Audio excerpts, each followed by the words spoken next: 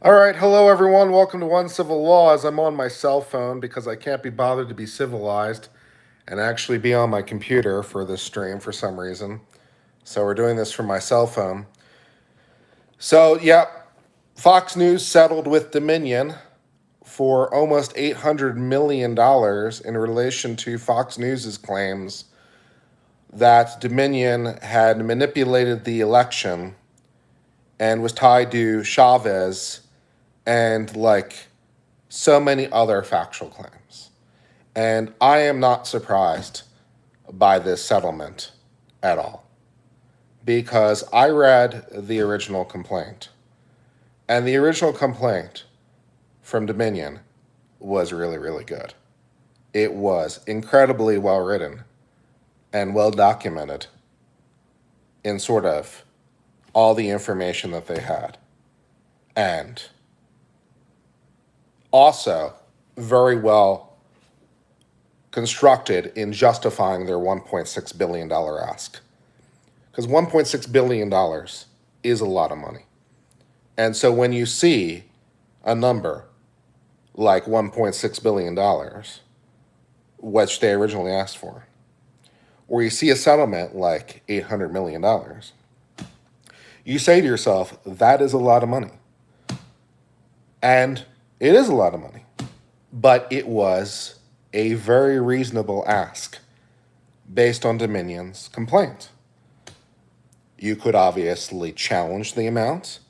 It's not God, but I read it and I'm like, okay, Dominion has justified their $1.6 billion ask. They pointed to a lot of reputational harm. They pointed to loss of contracts. They pointed to PR problems that they had to spend money on. They pointed to issues with employees and issues with vendors and stuff like that. So it's like, on the initial complaints, it looked really, really good. And then it got worse for Fox News. It got worse because, of course, on the initial complaints, they didn't do discovery yet because obviously that comes later. And so they then they did discovery.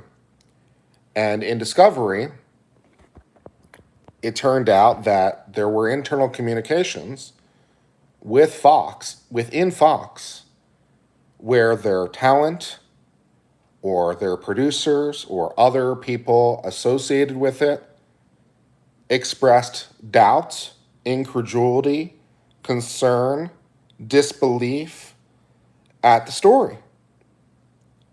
They expressed that they didn't find it credible, but they still went out with a story without expressing that same concern. They represented something as true that they, at the time they represented it as true, believed they had serious reservations about its truth. And so, you can't do that, right? That's basically reckless disregard.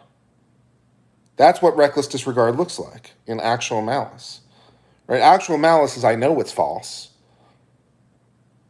And reckless disregard is basically I have so many red flags saying danger, danger, danger, and I proceed anyway. And I'm like, dude, Fox News has a lot of internal flags here. There's a lot of statements within Fox News, including from Rupert Murdoch himself, that show that they didn't really believe in it and showed that they did it out of concern of their numbers, their ratings. So they had a nefarious, well, nefarious isn't quite the right word, but they had a corrupt intent, right? So it's like there's this settlement does not surprise me. And the fact that it happened when it didn't surprise me. There's a lot of last minute settlements that happen. There's a lot of settlements that happen, as people are walking up the courthouse steps. There's a lot of courthouse step settlements. And this settlement was basically that, right? That the judge just started giving jury instructions, and the reality of it all was happening, and like, dude, and I don't really think Fox had great options on appeal, because the summary judgment, right, all the elements are there against Fox, right? They communicated it. They communicated the statement to a third party. The statement was in fact false. Fox News didn't have any evidence to fight that element, that it was false. And so summary judgment is perfectly proper.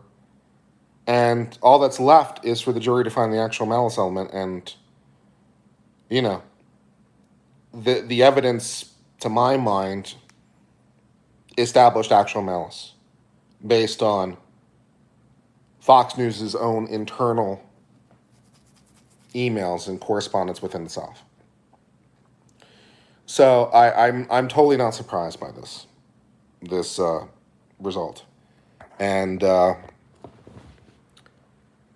this is not Alex Jones, right? I had a lot of issues with the Alex Jones monetary amount, right? The amount of money that Alex Jones got assessed was not justified, in my view. This isn't that situation. I think Dominion did a very good job of justifying their ask, and it makes total logical sense that they settled. So, and Dominion can still continue to go after other people because they presumably haven't been made whole. So Dominion can't recover their loss more than once, but they lost arguably more than the $800 million they settled for. And so they could continue to pursue that against other people they're suing for. Not that I think those people have any money, but they could. So yeah, I'm not surprised by this result. And Fox News, I think, has themselves to blame. A lot of this has themselves to blame because, they, and I think also, as I was expressing on Joe's stream, I think that Republicans and conservatives should be very mad at this too, because there are issues that could be discussed with respect to the election, but those issues are now completely buried behind this bullshit. And what this is, I think about this as an appellate posture a lot more, but you have to be careful when you're making arguments as a lawyer, to anyone for that matter, but you have to be careful when you're making arguments, because if you make shit arguments, then it has a tendency of making everything else seem weak. The weak stuff tends to make the strong stuff weaker. It's the poison apple makes everything poison, or the rotten apple makes everything rotten. So I think Fox News did the entire conservative Republican Party a disservice, because you could raise legitimate concerns about some of the things that were done with respect to like election rule changes and how those, for example, the signature verification issues or mail-in balloting expansion or ballot harvesting issues, and how those changes in the process favored one party in particular. But because of these absolute bullshit arguments, now basically it pollutes the entire pool, because you can't, once it's a loss of credibility problem. once you lose credibility, it's kind of gone. And so by making these absolute bullshit arguments, any legitimate concerns are rendered to the wayside. So,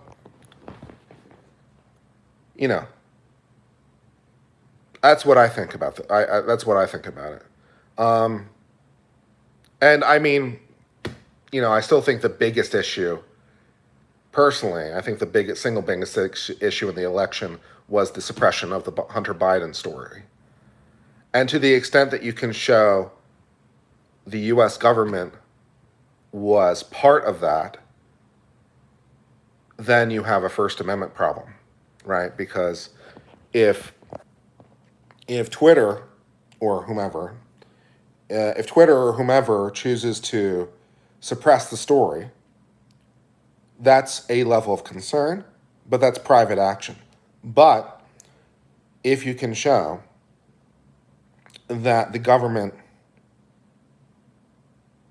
well, let's say directed, if you can show the government directed that action, then you actually have a First Amendment problem. Because the government can't do through a private actor what they can't do themselves. And so you might actually have a First Amendment violation from Twitter's actions.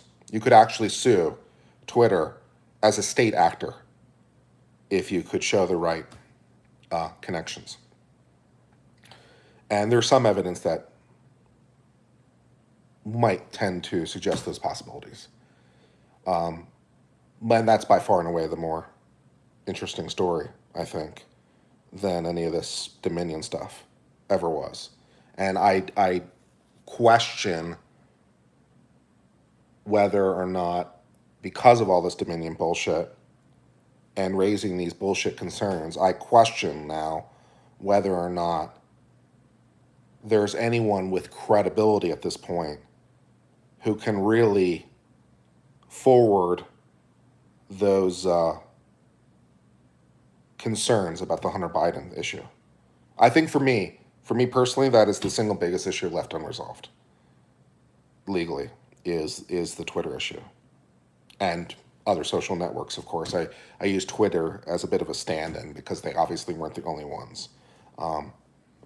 But that issue with the suppression of the Hunter Biden story is a much more interesting issue that remains unresolved. And hopefully, now that the Republicans have taken the House, hopefully we might actually get somewhere in investigating that story, because that is a more interesting